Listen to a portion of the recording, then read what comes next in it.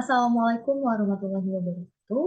Yang terhormat Ibu Endah Yuni Puspitasari, SEMACC, selaku dosen pengampu mata kuliah dari akuntansi, dan teman-teman sekalian. Saya Malia Rosyadah, NPM 2175216, kelas 5A program studi akuntansi bisnis digital, akan melakukan presentasi mengenai pengungkapan laporan keuangan. Bagaimanakah materinya? Langsung saja.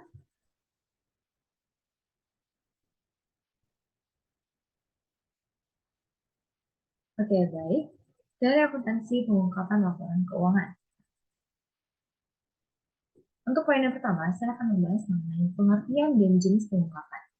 Pengungkapan laporan keuangan adalah penyampaian informasi keuangan tentang suatu perusahaan di dalam laporan keuangan, biasanya laporan tahunan, yang bertujuan untuk memenuhi kebutuhan informasi para pemangku kepentingan atau stakeholder.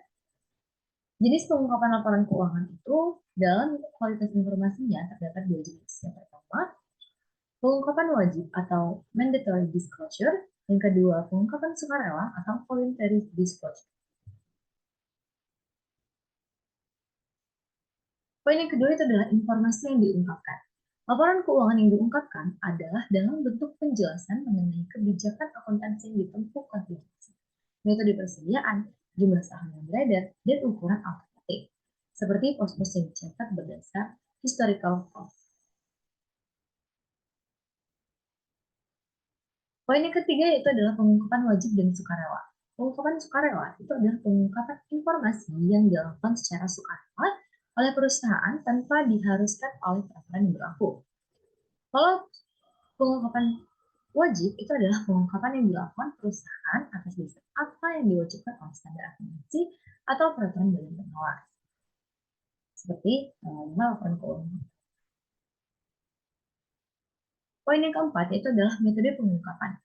Metode pengungkapan berkaitan dengan masalah bagaimana secara teknis informasi disajikan kepada pemakai dalam satu perangkat statement keuangan, beserta informasi lain yang berkaitan. Metode ini biasanya ditentukan secara spesifik dalam standar akuntansi atau peraturan lain.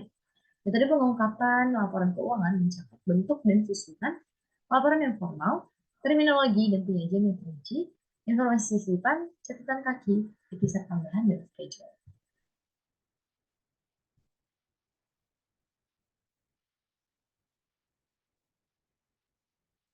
Poin yang kelima atau poin yang terakhir adalah pengungkapan sosial dan lingkungan serta teori landasnya. Pengungkapan sosial dan lingkungan merupakan tanggung jawab perusahaan terhadap para pengguna sosial dan lingkungan yang digunakan untuk mengantisipasi atau menghindari tekanan sosial dan meningkatkan reputasi perusahaan. Untuk teori yang melandasi pengungkapan sosial dan lingkungan oleh perusahaan meliputi yang pertama ada teori of decision. Ini adalah menyatakan bahwa pengambilan keputusan oleh individu dipengaruhi oleh kesadaran dan persepsi mengenai manfaat yang dihasilkan dari penggunaan sumber daya. Yang kedua ada economic needs theory yang menyatakan bahwa penggunaan sumber daya diperlukan untuk mencapai keuntungan dan berkembangan perusahaan.